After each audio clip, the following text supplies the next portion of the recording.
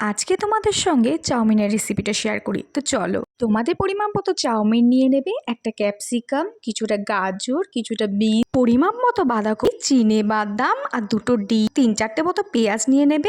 একটা পাত্রে গরম জল বসিয়ে তার মধ্যে আমি চাউমিনটাকে সেদ্ধ করে নেবো। দেখো আমার চাউমিন সেদ্ধ করা হয়ে গেছে। এবার একটা কড়াইয়ের মধ্যে সর্ষের তেল দিয়ে ভালো মতো গরম করে আমি একে একে সব সবজিগুলো দিয়ে দেবো। গাজর দিয়ে দিয়েছি, বিনস, ক্যাপসিকাম, এখানে বাঁধাকপি আর পেঁয়াজটা দিয়ে আমি ভালো মতো নুন দিয়ে নেড়ে নেব। তারপরে দেখো এখানে আমার ভাজা ভাজা হয়ে গেছে। এবার আমি দিয়ে দেবো চিনেবাদাম। তো চিনেবাদামটাকে দিয়েও অল্প একটু নেড়ে নিতে হবে, কারণ চিনেবাদাম আমার আগের থেকেই ভাজা আছে। এবার যেহেতু আমি ডিমটাকে আলাদা করে ভাজিনি, এবার এর জন্য আমি কড়াইয়ের মাঝখানটা করে আমি ডিমটাকে ভালো মতন ভেজে নেব। একটুখানি নুন দিয়ে দেবে যাতে ডিমের ভেতরে নুনটা যায়। এবার হলুদ দিয়ে পুরো সবজিগুলো আমি ভালো মতন করে আমি নেড়ে নিই। এবার আমি চাউমিন দিয়ে তার মধ্যে একটুখানি নুন দিয়ে ভালো মতন করে ভাজতে হবে, কারণ অনেকক্ষণ ধরেই ভাজতে হবে। প্রায় 10 মিনিট মতো ভেজে চাউমিন রেডি হয়ে গেছে। তো কালারটাও খুব সুন্দর হয়েছে আর টেস্টটাও খুব সুন্দর হয়েছে। তোমরা একটা প্লেটের মধ্যে একটু সস দিয়ে তোমরা সার্ভ করবে, নিশ্চয়ই ভালো লাগবে খেতে।